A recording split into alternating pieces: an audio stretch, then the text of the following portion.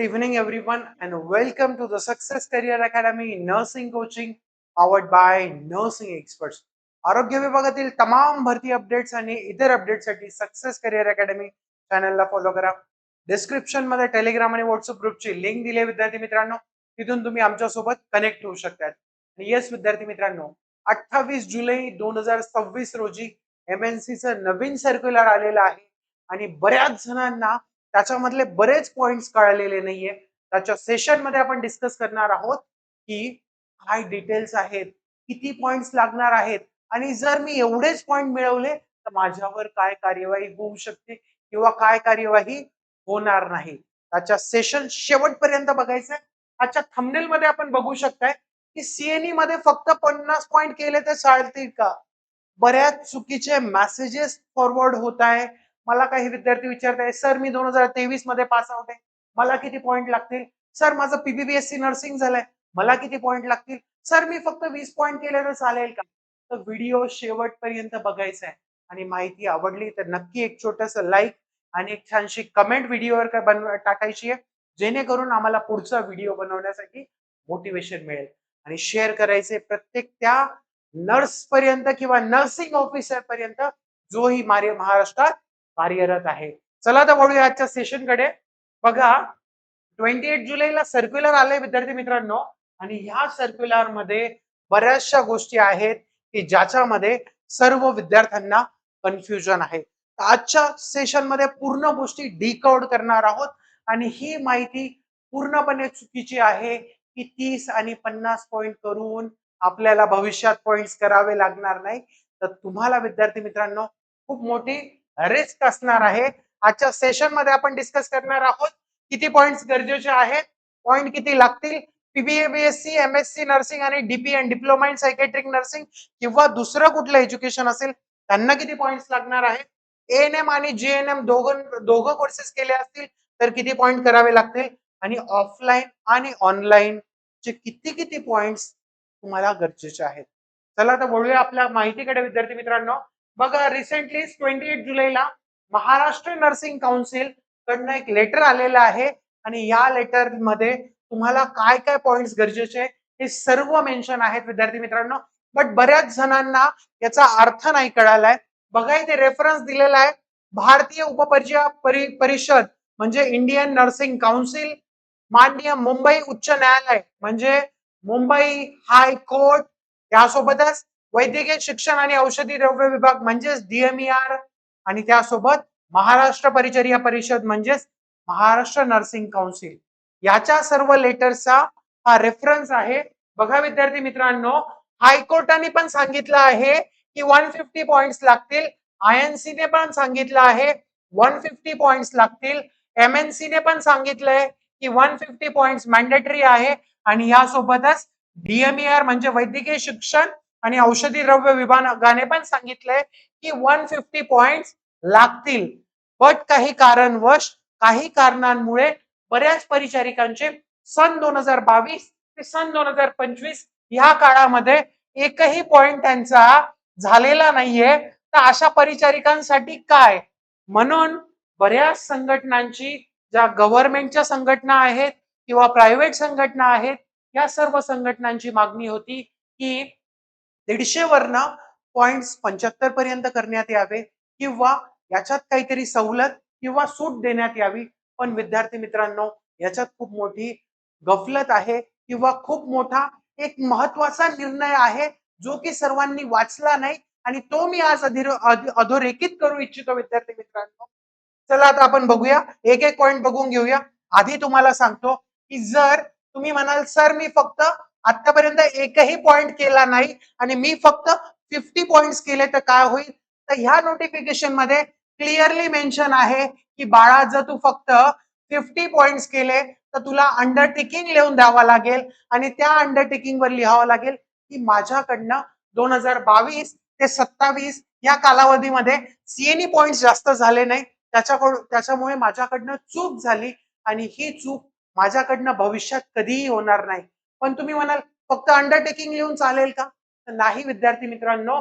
समजा आता तुम्ही 22 ते 27 मध्ये फक्त आणि फक्त 50 पॉइंट केले, टोटल पॉइंट पाहिजे होते 150 म्हणजे उरले 100 पॉइंट्स आणि 2027 ते 2032 मध्ये तुम्हाला पुन्हा 150 पॉइंट करायचे आहेत.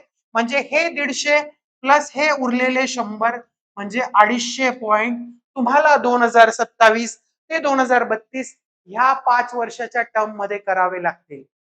म्हणजे पहिली गोष्ट तुम्हाला एक अंडरटेकिंग लिहावं लागेल आणि महाराष्ट्र नर्सिंग काउन्सिल आणि इंडियन नर्सिंग काउन्सिल त्यासोबतच हायकोर्ट यांनी स्पष्ट सांगितलं आहे की 150 पॉइंट्स तुम्हाला गरजेचे आहे.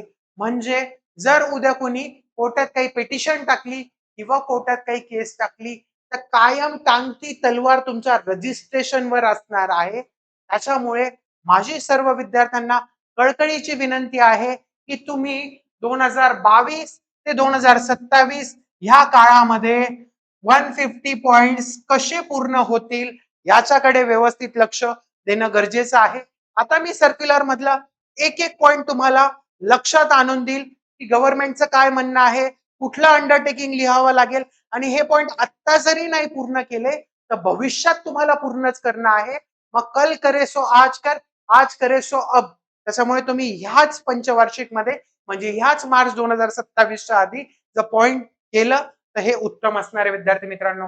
चला बघूया पार्श्वभूमी काय होती की महाराष्ट्र परिचर्या परिषद म्हणजे MNCच्या 1971 मधील तरतुदीनुसार नोंदणीकृत परिचारिकांना रजिस्टर्ड नर्सेस यांना नोंदीचे नूतनीकरण करण्यासाठी दर 5 वर्षांनी करायचे होते त्यांना. मग याच्यामध्ये त्यांच्या ज्ञानवृद्धी होण्यासाठी व्यावसायिक कौशल्याचा विकास करण्यासाठी तुम्हाला हे CNE किंवा CPD प्रोग्राम होता. मग अनिवार्य CPD श्रेयांक आवश्यकता 1 एप्रिल 2022 ते 31 मार्च 2027 पर्यंत ज्याही नर्सेस रजिस्टर्ड आहे त्यांना 150 CNE CPD पॉइंट्स काय आहेत मॅन्डेटरी आहे. पहिला पॉइंट झाला क्लिअर की 150 पॉइंट सर्वांना मॅन्डेटरी आहे. त्याच्यानंतर बघूया विद्यार्थी मित्रांनो, बघा आता नव्याने नोंदणीकृत झालेल्या परिचारिकांसाठी किती पॉइंट्स लागतील. तुमचं रजिस्ट्रेशन 1 एप्रिल 2022 ते 31 मार्च 2023 मध्ये झालेला असेल तर तुम्हाला 150 पॉइंट आवश्यक आहे. जर 1 एप्रिल 2023 ते 31 मार्च 2024 मध्ये रजिस्ट्रेशन झालं असेल तर 120 मार्क तुम्हाला गरजेचे आहेत.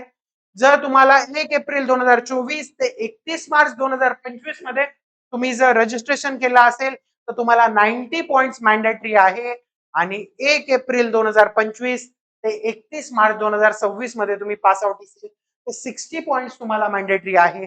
आणि जर तुम्ही 1 एप्रिल 2026 ते 31 मार्च 2027 मध्ये रजिस्ट्रेशन केलं असेल तर तुम्हाला 30 पॉइंट्स मॅन्डेटरी आहे.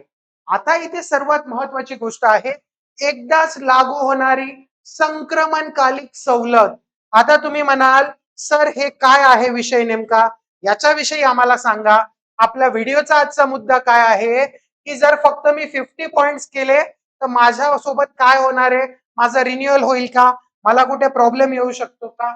तर याचा आन्सर आहे यस बाळा, तुला भविष्यात प्रॉब्लेम येऊ शकतो. भविष्यात तुझ्यावर 250 पॉइंट्स कॅरी करायचं बर्डन येऊ शकतं.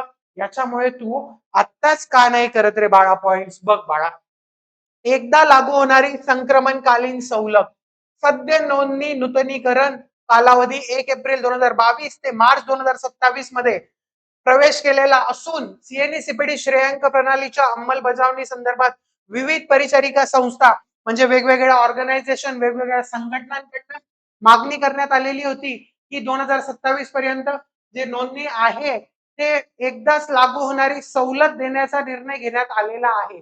म्हणजे ह्या ज्या संघटनांनी मागण्या केल्या होत्या की काहीतरी रिलॅक्सेशन द्या, काहीतरी रिलॅक्सेशन द्या, तर तुम्हाला रिलॅक्सेशन देण्यात आलेलं आहे पण अंशतः.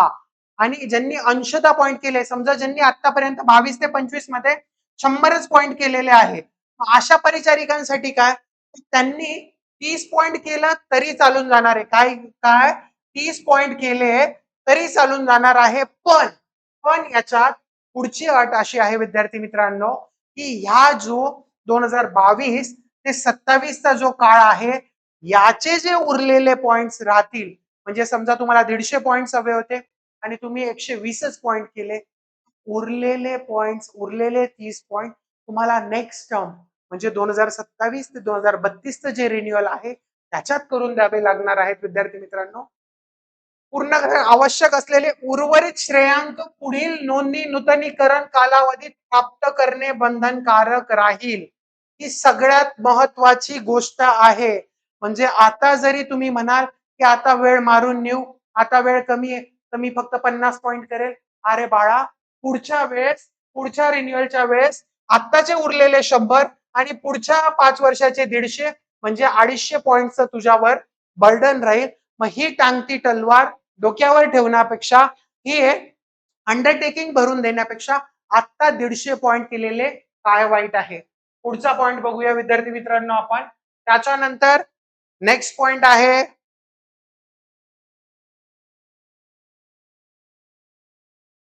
येस,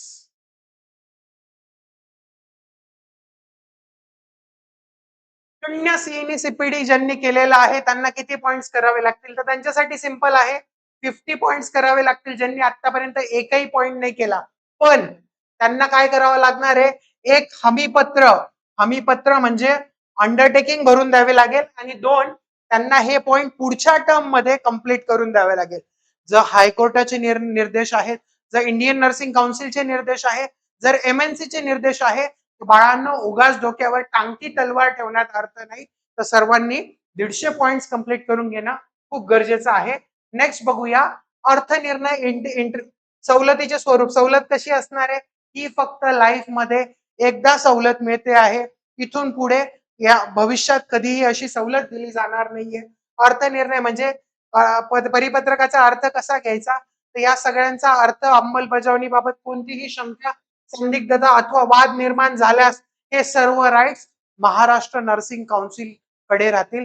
म्हणजे कुठलाही वाद निर्माण झाला, कुठलंही काही झालं, काय निर्णय घ्यायचा आहे त्या व्यक्तीचा, हे सर्व आणि सर्व एमएनसी कडे राईट्स रिझर्व असणार आहेत विद्यार्थी मित्रांनो. चला पुढे बघूया. सीएनई सीपीडी श्रेयांक संपादनाची पद्धत तुम्हाला ऑनलाईन किती करायचे आहेत, ऑफलाईन किती करायचे, बघा विद्यार्थी मित्रांनो. तुम्हाला 100% पॉइंट पैकी किंवा टोटल पॉइंट पैकी विद्यार्थी मित्रांनो तुम्हाला 60% पॉइंट जे आहेत ते ऑफलाईन करायचे आहेत आणि 40% पॉइंट हे जे आहेत ते ऑनलाईन करायचे आहेत. तुम्ही म्हणाल सर मग जर मला 150 पॉइंट करायचे त्याच्यापैकी बाळा तू 90 पॉइंट्स ऑफलाईन करू शकतो आणि उरलेले 60 पॉइंट्स तू काय करू शकतो, ऑनलाईन करू शकतो. तुम्ही म्हणाल सर मग इयरली कसं डिव्हिजन होईल, तर बाळा इयरली डिव्हिजन मध्ये समजा वर्षाला 30 पॉइंट आहे तर तू 10 पॉइंट ऑनलाईन करू शकतो आणि उरलेले 20 पॉइंट ऑफलाईन करू शकतो बाळा. एवढी गोष्ट लक्षात घ्यायची. तू म्हणशील सर मी पीबीबीएससी नर्सिंग करतोय, मी MSPBBSC नर्सिंग करतोय, सर मी MSc नर्सिंग करतोय, sir me diploma in psychiatric nursing करतोय. बघ बाळा, जर तू कुठल्याही प्रकारचं शिक्षण घेत असतील तर एका वर्षासाठी 75 पॉइंट तुला मिळतील. जर तुझं 2 वर्षाचं शिक्षण असेल तर 150 पॉइंट तुला मिळतील. मग जर 22 ते 27 या कालावधीमध्ये तू किती वर्ष शिक्षण घेतोय त्या हिशोबाने तुला रिलॅक्सेशन भेटणार आहे. जर 22 ते 27 मध्ये 1 वर्ष आला 75 पॉइंट मिळतील, जर 2 वर्ष आले तर 150 पॉइंट मिळतील. तू विचारतोय बाळा परत सर माझं एएनएम झालेलं आहे, एएनएम नंतर मी जीएनएम केलेलं आहे, मग मला डबल पॉइंट्स करावे लागतील का, तर बाळा तुला कुठल्याही प्रकारचे डबल पॉइंट्स करायची गरज नाहीये. तू जेवढे सीएनई अटेंड केल्या, सपोज तू 150 पॉइंट्स म्हणजे 15 सीएनई अटेंड केल्या, तर हे 150 चे 150 पॉइंट्स तुझ्या दोघं रजिस्ट्रेशन साठी कामा येतील. त्याच्यामुळे तुला धावपळ करायची गरज नाहीये. नेक्स्ट आपण पॉइंट्स बघूया. नेक्स्ट काय पॉइंट आहे, महाराष्ट्र बाहेर जे पण फॉरेनला किंवा आउट ऑफ असणाऱ्या ज्या नर्सेस आहेत, ज्या आउट ऑफ इंडिया आहेत, त्यांना 100% ऑनलाईन सीएनई कंप्लीट करायचे आहे आणि या ऑनलाईन सीएनई मधून त्यांना 150 पॉइंट्स काय आहेत मिळवायचे आहेत. नेक्स्ट पॉइंट बघूया विद्यार्थी मित्रांनो, वास्तव्य संबंधी पडताळणी शासकीय संस्था. आता बाकी हे गव्हर्नमेंट जे सर्वंट्स आहेत त्यांच्यासाठी काही रूल्स आहेत. गव्हर्नमेंट हॉस्पिटल्स असतील, इन्स्टिट्यूशन्स असतील, इथे काही प्रकारचे ट्रेनिंग प्रोग्राम्स घेतले जातात आणि ह्या ट्रेनिंग प्रोग्रामला तुम्ही ऍज अ सीएनई कन्सिडर करू शकता. त्यासाठीची नियमावली इथे पूर्ण मेन्शन आहे. बघा विद्यार्थी मित्रांनो, आज आपण बघितलं पॉइंट्स किती लागणार आहे, तर लक्षात ठेवायचे सर्वांना 150 पॉइंट्स हे मॅन्डेटरी आहेत. ह्या वेळेस एक वेळेची सवलत म्हणून गव्हर्नमेंटने सवलत दिलेली आहे, पण जर ती सवलत तुम्ही वापरली तर भविष्यात तुम्हाला कधी प्रॉब्लेम येईल याचा भरोसा नाही आणि भविष्यात तुम्हाला एक्स्ट्रा पॉइंट आत्ताचे उरले करण्याचं बर्डन हे नेक्स्ट 5 इयर्स मध्ये असणार आहे. त्याच्यामुळे कल करे सो आज कर, आज करे सो अब. त्यानंतर पीव्हीबीएससी, एमएससी, डीपीएन साठी तुम्हाला 75 पॉइंट्स मिळणार आहे, पण प्रतिवर्ष एएनएम जीएनएम ला डबल रजिस्ट्रेशन किंवा डबल सीएनई करायची गरज नाही. ऑफलाईन साठी 60%, ऑनलाईन साठी 40% कोटा असणार आहे. आणि बाकी तुमचे काहीही प्रश्न असतील तर तुम्ही कमेंट बॉक्स मध्ये टाकू शकताय. नेक्स्ट व्हिडिओ मध्ये तुम्हाला त्या ज्या तुमचे प्रश्न असतील त्याच्यावर आपण सविस्तर चर्चा करणार आहोत आणि हा व्हिडिओ प्रत्येक त्या नर्सिंग ऑफिसर पर्यंत पोहोचायचा आहे, जे एएनएम असतील, जे जीएनएम असतील, जे बीएससी असतील, एमएससी असतील, जेणेकरून त्यांचं या पंचवार्षिक कालावधीमध्ये त्यांचं नर्सिंग रजिस्ट्रेशन रिन्युअल होईल.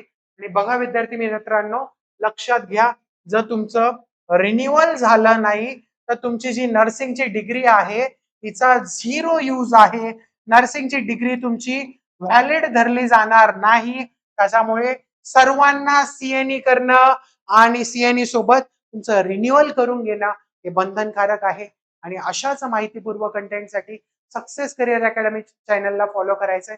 आणि जर नक्की माहिती आवडली असेल तर एक छोटंसं छानसं लाईक करा आणि एक छान कमेंट लिहा विद्यार्थी मित्रांनो, जेणेकरून आम्हाला पुढच्या वेळेस अजून उत्साहाने तुमच्यापर्यंत काही नवीन अपडेट घेऊन येता येईल. तोपर्यंत बाय, टेक केअर, हसत राहा, खुश राहा, बाय.